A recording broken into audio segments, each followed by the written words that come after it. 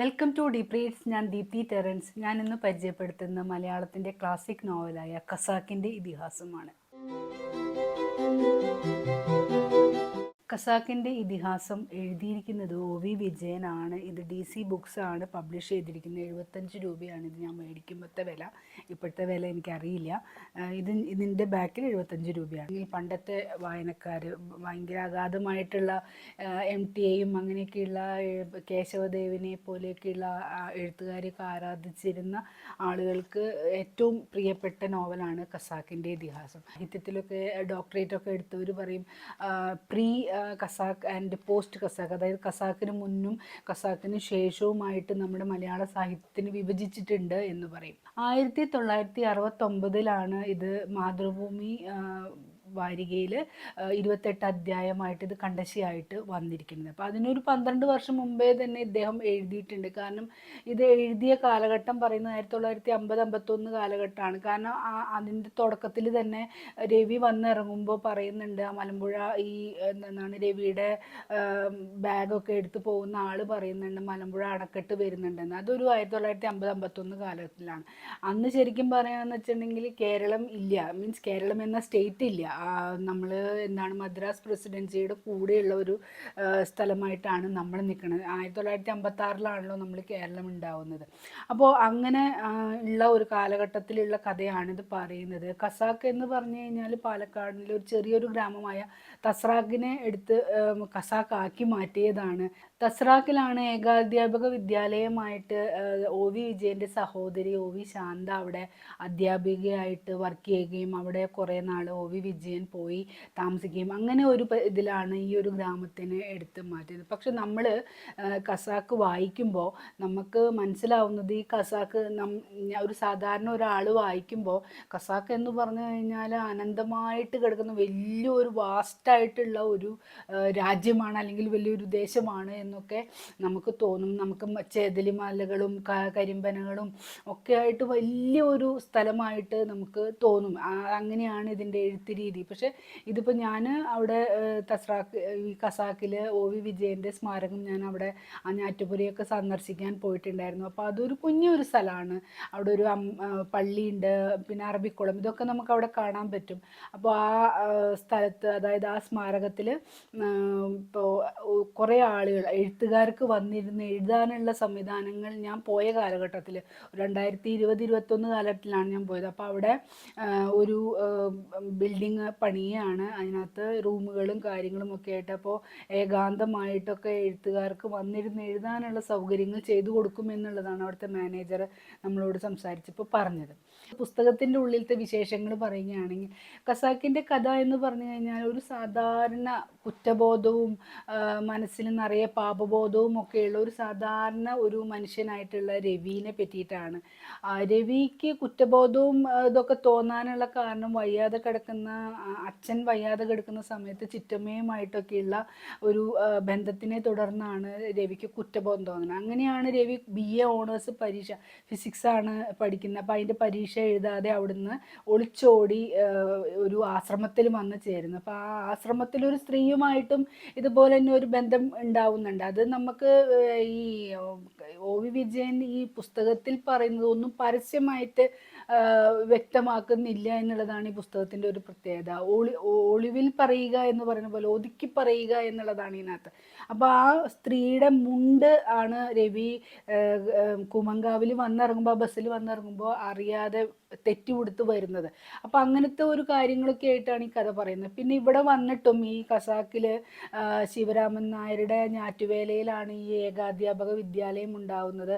അപ്പോൾ ആ വിദ്യാലയത്തിൽ അവിടെ വെച്ചിട്ട് ഈ അള്ളാപ്പിച്ച് മുല്ലാക്കയുടെ മകളായ മൈമുന ഭയങ്കര സുന്ദരിയായിട്ടുള്ള ഒരു സ്ത്രീയാണ്.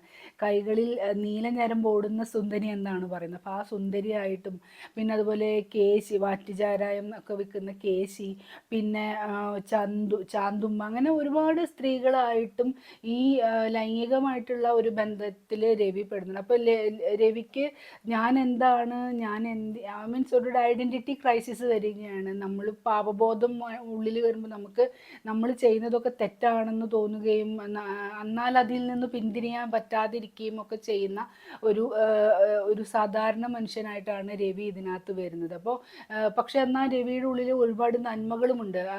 വയ്യാതെ കിടന്ന കുട്ടിക്ക് എത്രയോ കിലോമീറ്റർ സൈക്കിൾ ചവിട്ടി പോയി മരുന്ന് കൊണ്ടുവരുന്നുണ്ട്, അപ്പോൾ കിളിയോടുള്ള സ്നേഹം, ഇതൊക്കെ കാണുന്നുണ്ട്. അപ്പോൾ ഇതിനകത്ത് രവിക്ക് എന്ന് പറഞ്ഞു കഴിഞ്ഞാൽ പിന്നെ എന്തോ അനാഥത്വം രവിക്ക് ഒരുപാടുണ്ട്. രവിയുടെ അനിയത്തി ഉണ്ടാവുന്ന സമയത്താണ് അമ്മ പ്രസവത്തിൽ മരിക്കുന്നത്. അപ്പോൾ അച്ഛനോടും ഒരുപാട് സ്നേഹമാണ്.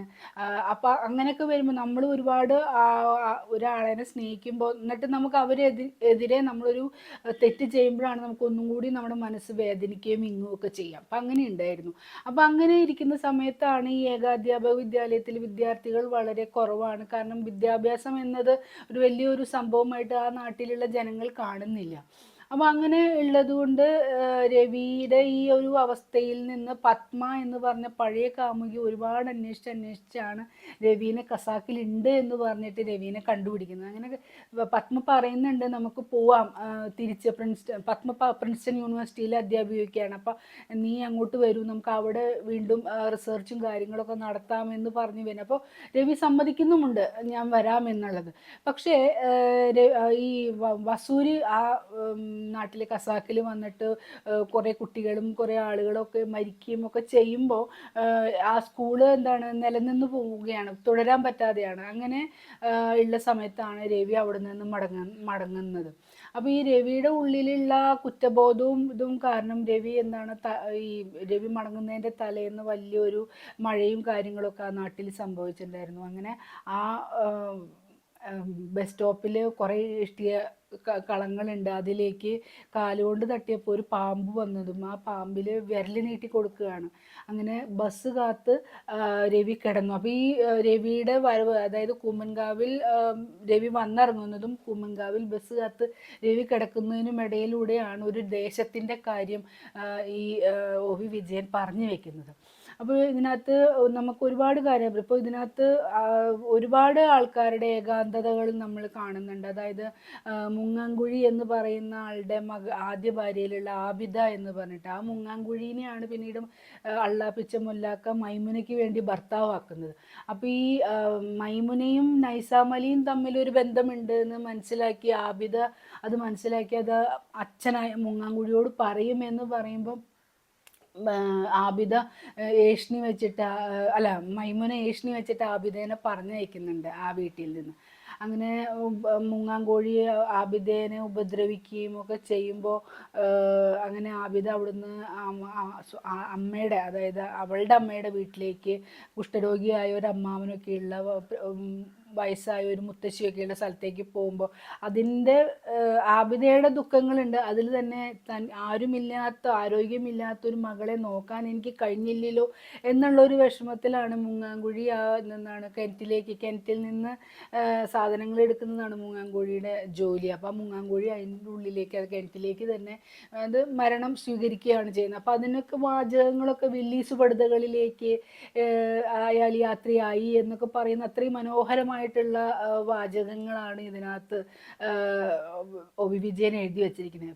ഇതിൽ എഴുത്തുകാരൻ്റെ ഭാഷ, അതായത് കാര്യങ്ങൾ പറയുക, അല്ലെങ്കിൽ ദേശങ്ങളെ പറയുക, അല്ലെങ്കിൽ ഓരോരുത്തരുടെ വിചാരങ്ങളെ പറ്റി പറയുമ്പോൾ അതൊക്കെ വളരെ മനോഹരമായിട്ടുള്ള ഭാഷയാണ് OV വിജയൻ ഉപയോഗിച്ചിരിക്കുന്നത്. അപ്പോൾ അത്രയും മനോഹരം. എന്നാൽ ഈ അങ്ങനെയുള്ളൊരു ഭാഷ എഴുത്തുകാരൻ്റെ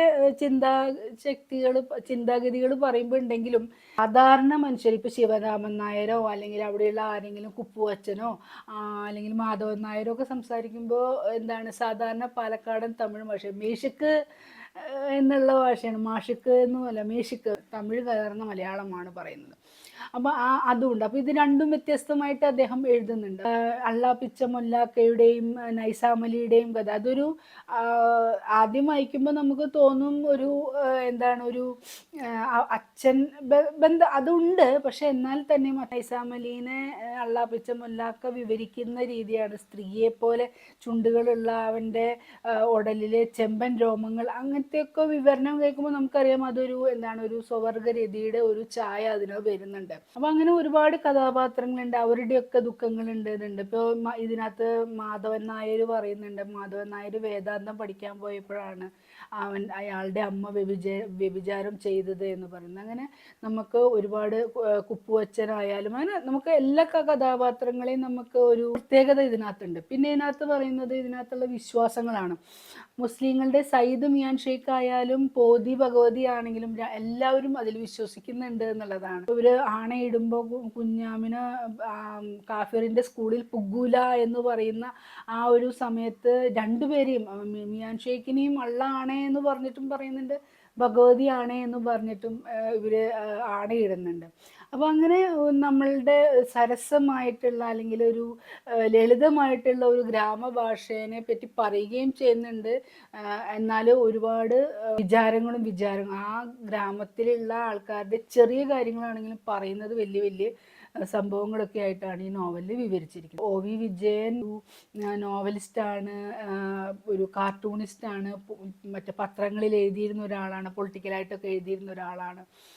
ഇദ്ദേഹം 2 ഭാഷയിൽ എഴുതിയത്, മലയാളവും ഇംഗ്ലീഷും എഴുതിയിരുന്നതാണ്. ലെജൻഡ്സ് ഓഫ് ഖസാക്ക് എന്ന് പറഞ്ഞിട്ട് ഈ ഖസാക്കിൻ്റെ ഇതിഹാസത്തിൻ്റെ ഇംഗ്ലീഷ് പരിഭാഷ എഴുതിയിരിക്കുന്നത് ഒ വി വിജയൻ തന്നെയാണ്. പിന്നെ ഇതിനകത്ത് ഞാൻ ഇതിൻ്റെ എന്താ പറയുക, ഞാൻ മുമ്പ് കാലങ്ങളിലൊക്കെ നമ്മൾ ടി വിയിലും ഒക്കെ ഇതിൽ വരുമ്പോൾ കൽപ്പറ്റ നാരായണൻ സാറിൻ്റെ ഒരു റിവ്യൂ ഉണ്ട്, DD മലയാളത്തിലോ മറ്റോ ആണെന്ന് തോന്നുന്നുണ്ട്. അപ്പോൾ അതിനകത്ത് പറയുന്നുണ്ട് ഈ ഉൽപ്പത്തി പുസ്തകത്തിൽ ഹവ്വേനെ ഏറ്റവും കൂടുതൽ എന്താണ് പാപം ചെയ്യാൻ പ്രേരിപ്പിക്കുന്നത് ഒരു സർപ്പമാണ്. അപ്പം ആ സർപ്പം ഇതിനകത്ത് ഈ രവിയുടെ കുറ്റബോധത്തിനോട് അനുബന്ധിച്ച് ആ സർപ്പം വന്നിട്ട് കൊത്തുന്നത് അതിനോട് ഉപമിക്കാം എന്നുള്ള രീതിയിലാണ് അദ്ദേഹം പറഞ്ഞു വയ്ക്കുന്നത്. ചിലപ്പോൾ അങ്ങനെ നമ്മളത് കേൾക്കുമ്പോൾ നമുക്കും അതൊരു അങ്ങനത്തെ ഒരു ചിന്തയും വരാം. അപ്പോൾ ഇപ്പം ഞാൻ എന്താ പറയുക, നമ്മൾ റീഡേഴ്സ് ഗ്രൂപ്പിൽ 2005 മാർച്ച് 30-നാണ് ഒ വി വിജയൻ മരിച്ചിരിക്കുന്നത്. അപ്പോൾ ഇപ്പോൾ അദ്ദേഹത്തിൻ്റെ ചരമവാർഷികമാണ്. അപ്പോൾ ഞാൻ അദ്ദേഹത്തിന് ഈ പുസ്തകം ഒന്നും കൂടി സമർപ്പിച്ചുകൊണ്ട് അദ്ദേഹത്തിന് ഒരു ആദരാഞ്ജലികൾ നേർന്നുകൊണ്ട് ഞാൻ ഈ പുസ്തകം, നിങ്ങൾക്ക് ഇത് വായിക്കാത്തവരുണ്ടെങ്കിൽ വായിക്കണം. പുതു വായനക്കാരാണെങ്കിലും അവർ ടിയും കേശവദേവും തകഴിയും ഒക്കെ വായിച്ച് ഒന്ന് പരിചയിച്ചതിന് ശേഷം ഒരു വായന ഒരു ഹാബിറ്റാക്കി എടുത്തതിന് ശേഷം പുതുതലമുറക്കാർ ഹാബിറ്റാക്കി എടുത്തതിന് ശേഷം ഇതെന്തായാലും വായിക്കണം. ഇത് നിങ്ങൾക്ക് ഒരിക്കലും ഒരു നഷ്ടമാവില്ല. അപ്പോൾ ഞാൻ ഒ വി വിജയന് മുമ്പ് ഒരിക്കൽ കൂടി പ്രണമിച്ചുകൊണ്ടിട്ട് ഞാൻ ഈ പുസ്തകം നിങ്ങൾക്ക് എല്ലാവർക്കും സമർപ്പിക്കുകയാണ്. അടുത്ത പുസ്തകവുമായിട്ട് വരുന്നത് വരേക്ക് എല്ലാവർക്കും നന്ദി, നമസ്കാരം.